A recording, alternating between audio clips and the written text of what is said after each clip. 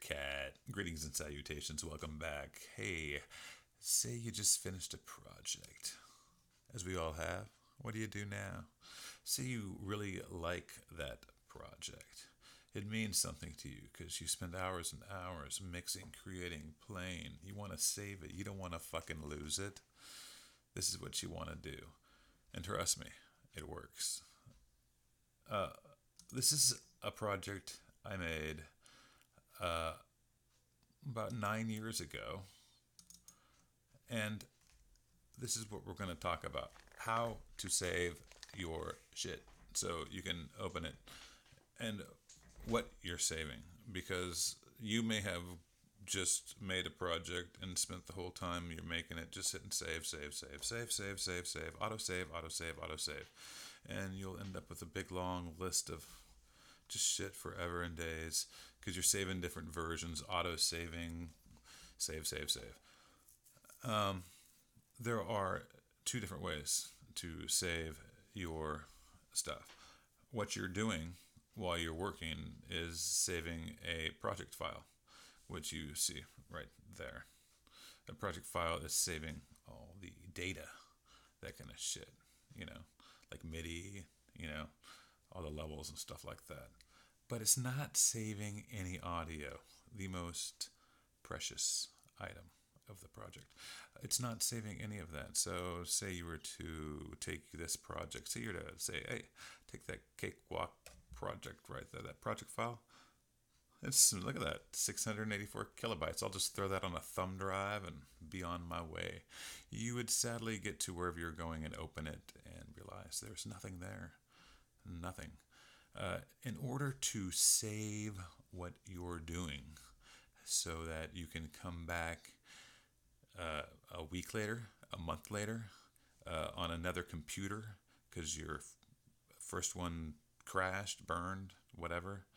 Uh, in my case, almost 9 years later, this project was recorded using Windows XP, using Sonar version 6, owned 2 companies ago by the original Cakewalk company.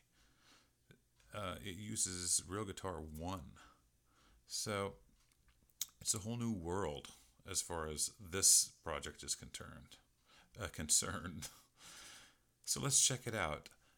I bundled the project, and that was the last thing I did before walking away for 9 years.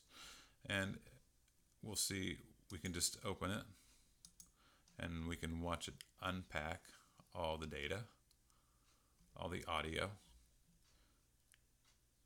If there was no audio, it wouldn't do that. It would just unpack a bunch of MIDI, and that would be sad. And there would also be a box that said missing audio. Here we see the plugins, the audio effects plugins that I don't have anymore. And it's just telling me that. And now here we have the project itself, MIDI, and you can see the audio on top and the MIDI on bottom. Now the reason for that is due to the workflow. Just the natural way of the workflow is that these all used to be on top, but as I rendered each of these MIDI tracks to audio, I'd put the audio on top and just work my way down until it was all audio on top and MIDI on the bottom. And when I was all done and completely happy with my mix at the time, which I shouldn't have been, but I was happy at the time, I basically made sure I had as much. What you really want to do is just give yourself as much information as possible. So just kind of make sure you have all your tracks listed. And even this is kind of vague. Nowadays, I wouldn't really necessarily. I'd try to be more descriptive. Kind of vague there. And muted all my MIDI tracks. I have my master render, the master track that I actually exported as a track to listen to, down here on the bottom, muted as well. And all my audio on top, I just leave that wide open. And then I go up here and we're going to save as. And you can name it if you wanted to. In this case, it's the same. Bring this down, bundle, and then you would just save as a Cakewalk bundle. And it would save it for you, obviously. What else was I going to say about this? If anything, it's pretty basic. If you like what you're doing and you want to make sure that you can back it up and keep it and archive it, give a shit and make sure you bundle it. So the rule of thumb really is just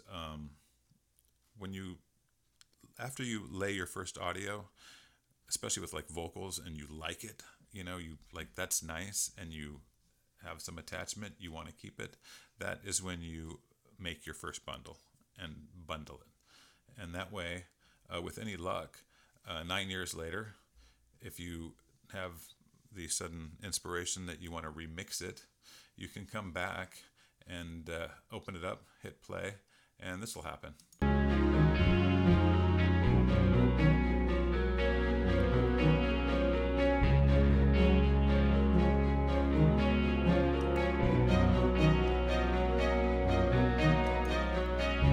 You are watching Wirecat.